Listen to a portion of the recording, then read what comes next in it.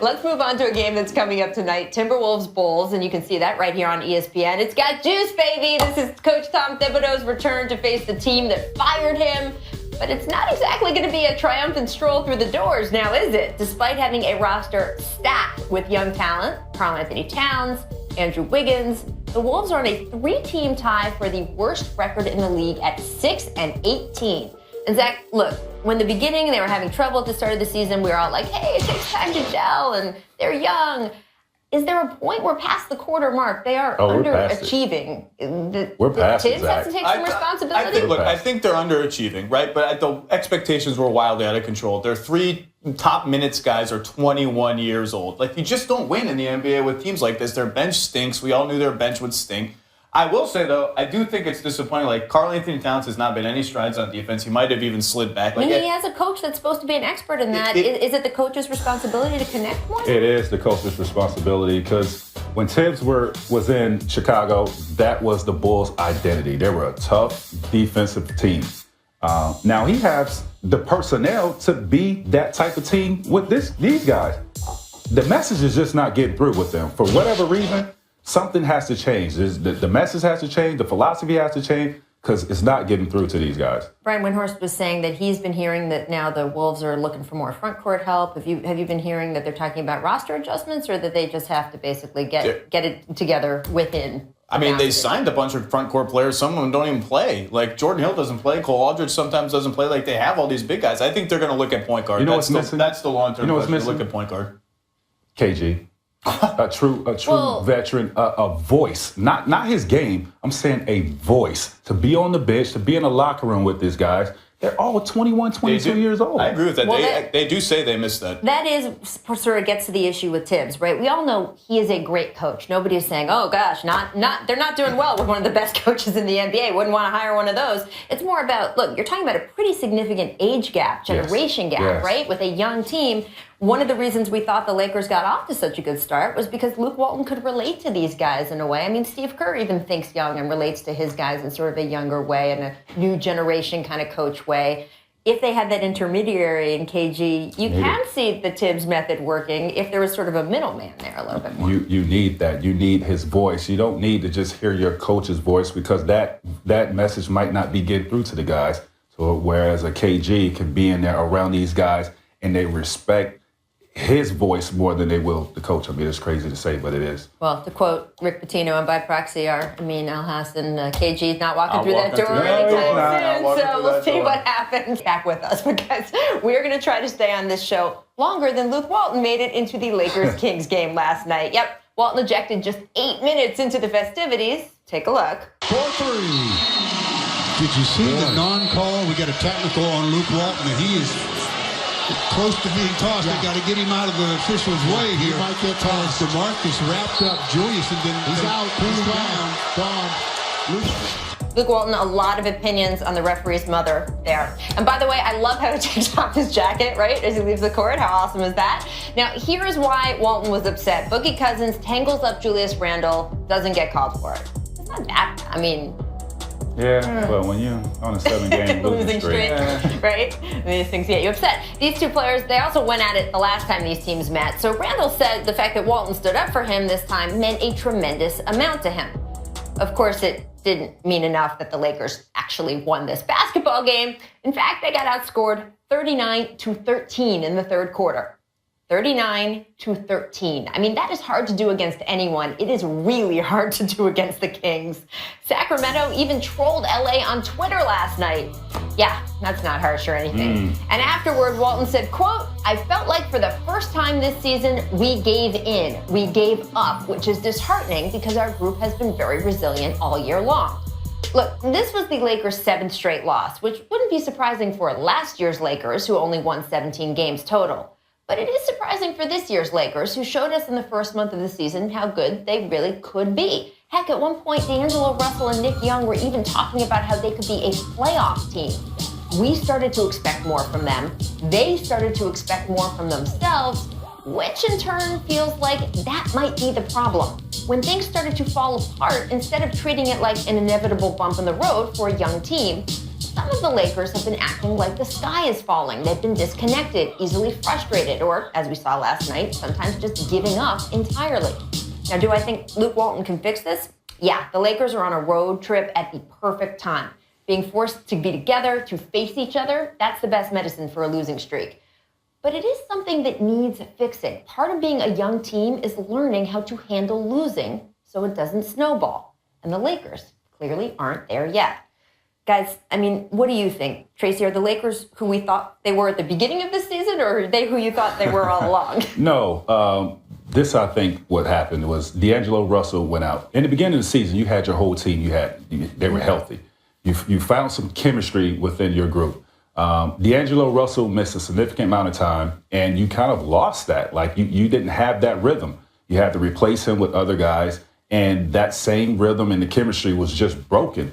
Now, they lost a lot of steam here lately. They got to find some way to get that back, because I still believe they are that team that can be exciting, be in games, and compete every night. They don't have that right now. Again, we don't want that to have a snowball effect of what's going on right now. You hit it on the head. You said they're a young team. They're learning to lose. They're learning to deal with adversity. That's all normal. Like, the 10-10 start brainwashed everyone into thinking it's a playoff team. They're way ahead of schedule. Like, they hit a bump in the road. Down. They had a couple injuries. Like, they were horrible on defense then. They're horrible on defense now. Let's really bad on defense. Let's all just relax. The Lakers are going to be fine. Julius Randle's in a little slump. He'll uptick. The free agent signings haven't really worked out. That's a bigger issue. But, like, they're fine. They're fine. They're a young team finding their way. It might help if their coach could stay in the game a little bit longer. I think Luke, even though he was glad he made the point, he might agree with that. But it wasn't just him with the text. Los Angeles actually picked up 6 texts total last night, which leads to our favorite soap opera, As the Kings Turn. Oh, Boogie. It's a daily show. It's a daily show. I don't make it a daily show. God. The Sacramento Kings make it a daily show because Boogie Cousins also picked up a tech of his own. This was for trash talking Brian Shaw in front of one of the officials. And look, afterward, Boogie said he thought it was an overreaction, a little soap opera, maybe overreaction from got a the text for officials that right there? He did get an attack. He thinks that he is getting unfairly targeted. Quote, "It's been a while since I've just went up to a ref and cursed him out," which apparently he thinks, "Yay, Boogie." So I really don't know what to do. I see how some guys talk to the refs and it's okay. And then there's me. It just depends on their mood. So Tracy, He's learning, this latest guys. episode of As Sacramento Turns, how do you feel? Well, how I feel is this is Boogie's history catching up to him.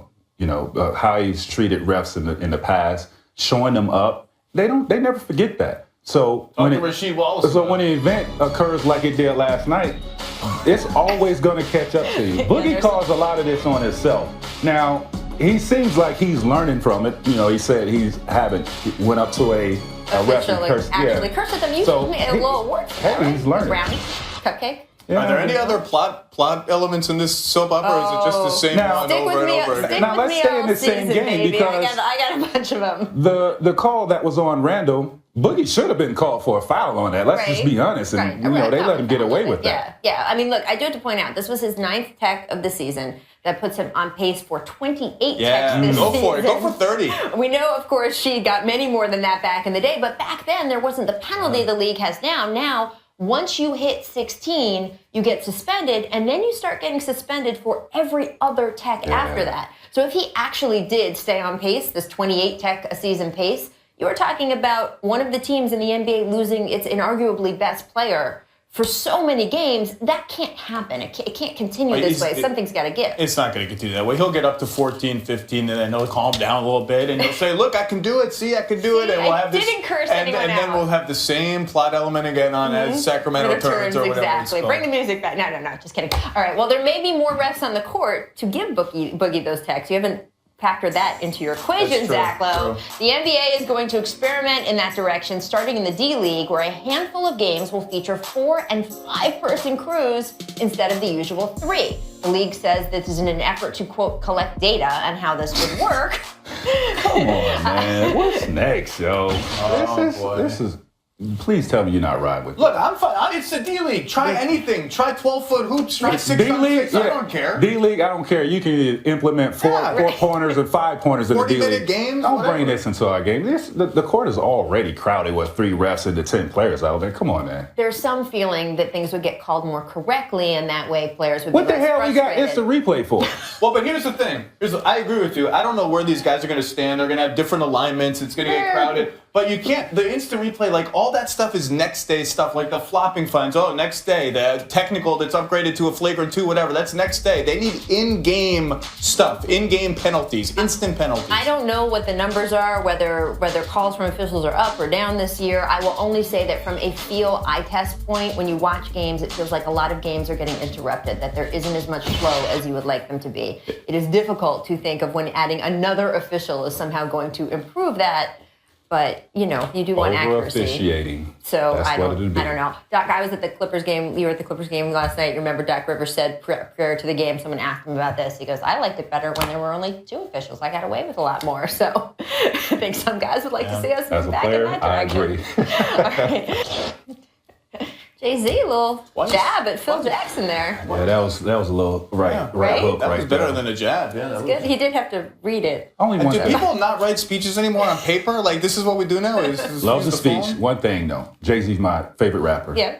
But he goes in the booth and doesn't write anything now. Everything comes off the top of his head. So I was surprised that he used the phone to deliver that speech. Well, they have teleprompters, too. Or as Zach knows, paper, that too, which is yeah. exciting. I don't know, Jay. Whatever. But, Might have told on yourself. he is the best, and, he had a good speech for LeBron, and I like the tweet. I thought that was pretty good. All right, let's turn our attention to the biggest surprise in the NBA, the Memphis Grizzlies. Y'all have heard me talking about them on this show for weeks now. The Grizzlies are 6-1 since losing Mike Conley to a back injury. Marc Gasol just named Western Conference Player of the Week. And let's give it up, new coach David Fizdale. Tremendous job. Young, makeshift lineup that beat the Warriors by 21 points. I mean, look, guys, 17-8. Memphis, they're not winning the title here, but they are 5th place in the West. Zach, how are they winning like this when we're looking at teams we expected to do better, and they're not matching up with this depleted roster? Makeshift lineup is generous.